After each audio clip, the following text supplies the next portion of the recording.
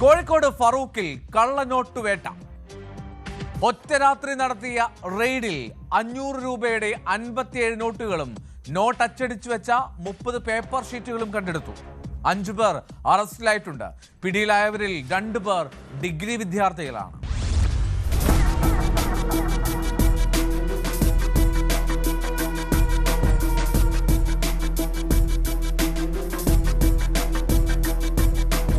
രാമനാട്ടുകര ഭാഗത്ത് ഒരാൾ കള്ളനോട്ട് വിതരണം ചെയ്യുന്നുവെന്ന രഹസ്യവിവരത്തെ തുടർന്ന് പോലീസ് നടത്തിയ പരിശോധനയിലാണ് രാമനാട്ടുകര സ്വദേശിയായ ഡിർജിൻ പിടിയിലായത്.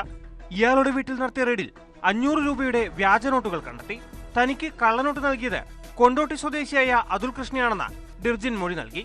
ഇയാളുടെ വീട്ടിൽ നിന്ന് 500 രൂപയുടെ 20 വ്യാജ കറൻസികളും പിടിച്ചെടുത്തു.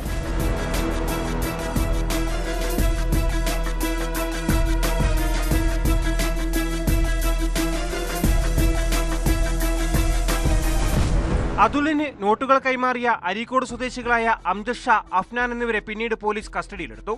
അംജിത്തിന്റെ വീട്ടിൽ നിന്നും 500 രൂപയുടെ വ്യാജ കറൻസി പ്രിന്റ് ചെയ്ത വെട്ടിമാറ്റാത്ത 30 A4 ഷീറ്റുകളും പിടിച്ചെടുത്തിട്ടുണ്ട്. ഇവരുടെ മൊഴിയുടെ അടിസ്ഥാനത്തിൽ പോലീസ് നടത്തിയ അന്വേഷണത്തിൽ മുക്കം സ്വദേശിയായ സാരംഗിന്റെ വീട്ടിലാണ് കള്ളനോട്ട് അച്ചടിച്ചതെന്ന് കണ്ടെത്തി. ഇവിടെ നിന്നും പ്രിന്റർ അടക്കമുള്ള ഉപകരണങ്ങളും പിടിച്ചെടുത്തു. കേസിൽ ആദ്യം പിടിയിലായ ഡിർജിൻ ഡിജിറ്റൽ പെയിന്റിംഗ് ജോലി ചെയ്യുന്നയാളാണ്. അതുൽ സോളാർ പാനൽ ടെക്നീഷ്യനാണ്. അംജദ് ഷാ BSc നഴ്സിംഗ് വിദ്യാർത്ഥിയും അഫ്നാൻ BA ചരിത്ര വിദ്യാർത്ഥിയുമാണെന്ന് പോലീസ് പറഞ്ഞു.